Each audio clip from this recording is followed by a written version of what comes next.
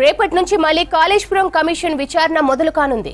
ఇవాళ సాయంత్రం హైదరాబాద్ కు రానున్నారు Kaleshwaram chairman justice PC Ghosh. Medigadda, Annaram, Sundilla అంశాలపై ఎంక్వైరీ చేయనున్నారు. ఇప్పటికే పలువురు ఆఫీసర్లను క్రాస్ ఎగ్జామినేషన్ చేశారు. ఇక రేపటి నుంచి మరికొందరిని విచారణకు పిలిచే ఛాన్స్ ఉంది. క్రాస్ ఎగ్జామినేషన్ ఆధారంగా మరికొందరికి నోటీసులు ఇచ్చే అవకాశం ఉన్నట్లు తెలుస్తోంది. ఇక దీనికి సంబంధించి మరిన్ని డీటెయిల్స్ యాదగిరి అందిస్తారు. యాదగిరి, కాళేశ్వరంపై విచారణ అప్డేట్స్ ఏంటి?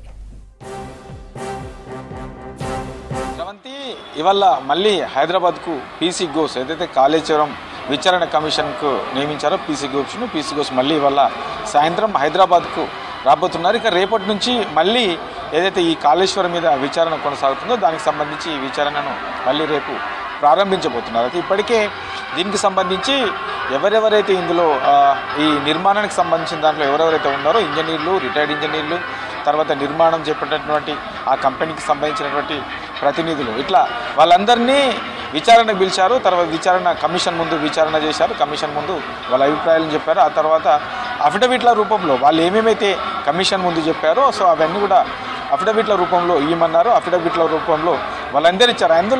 అందులో నుంచి కొంతమందిని మళ్ళీ కమిషన్ ఈ ఓపెన్ హౌస్ పేరుతోని క్రాస్ ఎగ్జామింగ్ చేస్తుంది. ఈ క్రాస్ ఎగ్జామింగ్లో ఇప్పటికే కొంతమంది ఈ ఇంజనీర్లకు సంబంధించినటువంటి అధికారులను కొంతమందిని పిలిచారు. తర్వాత ఈ ఏదైతే నిర్మాణం చేపట్టినటువంటి ప్రతినిధులను, ఆ కంపెనీకి సంబంధించినటువంటి ప్రతినిధులను కొందరిని ఓపెన్ హౌస్ పిలిచి అక్కడ ఈ విచారణ చేశారు. అంటే వాళ్ళు గతంలో విచారణకు వచ్చినప్పుడు కమిషన్ ముందు ఏం చెప్పారు, తర్వాత ఈ ఏదైతే అఫిడవిట్ రూపంలో వాళ్ళ అభిప్రాయాలను చెప్పారో అఫిడవిట్ రూపంలో ఏమి ఇచ్చారో, తర్వాత క్రాస్ ఎగ్జామింగ్లో ఏం చెప్తా ఉన్నారు, ఇట్లా ఓవరాల్గా 3 రకాలుగా వాళ్ళను ఎగ్జామింగ్ చేసి దాని మీద ఫైనల్గా ఒక రిపోర్టు తయారు చేస్తుంది కమిషన్.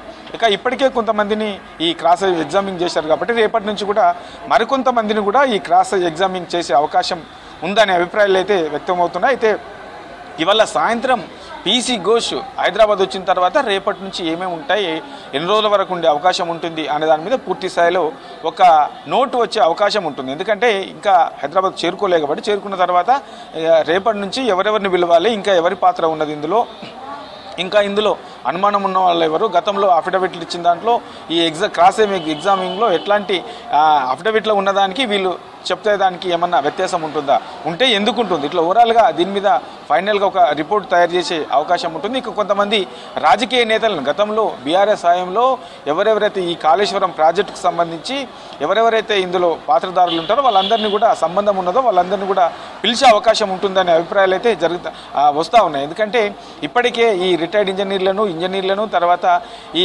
కంపెనీకి సంబంధించినటువంటి ప్రతినిధులను ఎవరిని విచారించినా ఎవరు తమ అభిప్రాయాలను వ్యక్తపరిచినా అందరూ కూడా గత బీఆర్ఎస్ హయాంలో ఉన్నటువంటి కొంతమంది కీలక నేతల పేర్లే చెప్పినట్లు తెలుస్తూ ఉన్నది. కాబట్టి వాళ్ళని కూడా పిలిచే అవకాశము ఉన్నట్లు చర్చ అయితే జరుగుతుంది. చూడాలి మరి ఈసారి కమిషన్ వచ్చిన తర్వాత ఎవరెవరిని పిలిచే అవకాశం ఉంటుంది, క్రాస్ ఎగ్జామింగ్ ఎవరిని చేసే అవకాశం ఉంటుంది, తర్వాత కొంతమంది కీలకమైనటువంటి రాజకీయ నేతలను కూడా పిలిచే అవకాశం ఉందనే చర్చ కూడా జరుగుతుంది. కాబట్టి ఎవరెవరిని ఒకవేళ పిలిస్తే ఎవరెవరిని పిలిచే అవకాశం ఉంటుంది అనేది ఇవాళ సాయంత్రం వరకు దీని మీద ఒక క్లారిటీ వచ్చే అవకాశం ఉంటుంది.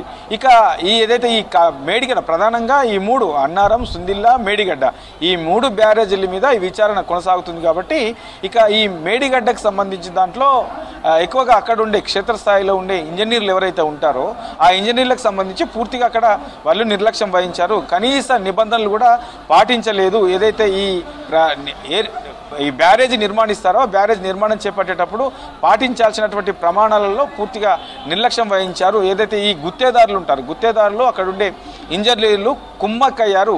సో ఇది ఏదైతే విజిలెన్స్ అధికారులు రిపోర్ట్ తయారు చేశారో ఆ రిపోర్ట్లో ఇవన్నీ కూడా సమర్పించారు. ఈ రిపోర్ట్లో ఇవన్నీ కూడా రాశారు. ఇదంతా కూడా ఒకటి ప్రభుత్వంకి ఇచ్చారు, మరొకటి కమిషన్ కూడా ఇచ్చారు. కాబట్టి ఇందులో ఈ విజిలెన్స్ రిపోర్ట్ ఇచ్చిన ఆధారంగా అందులో ఏమేమి ఉన్నాయి, ఇంకా ఇందులో ఎవరెవరిని మళ్ళీ విచారణకు పిలవాల్సిన అవసరం ఉంటుంది. ఇప్పటి వరకు ఈ విజిలెన్స్ రిపోర్ట్ ఇచ్చిన దాంట్లో పిలిచిన వాళ్ళు ఎంతమంది ఉన్నారు, ఇంకా పిలవని వాళ్ళు ఎంతమంది ఉన్నారు, వాళ్ళందరూ ఎవరెవరిని పిలిచే అవకాశం ఉంటుంది.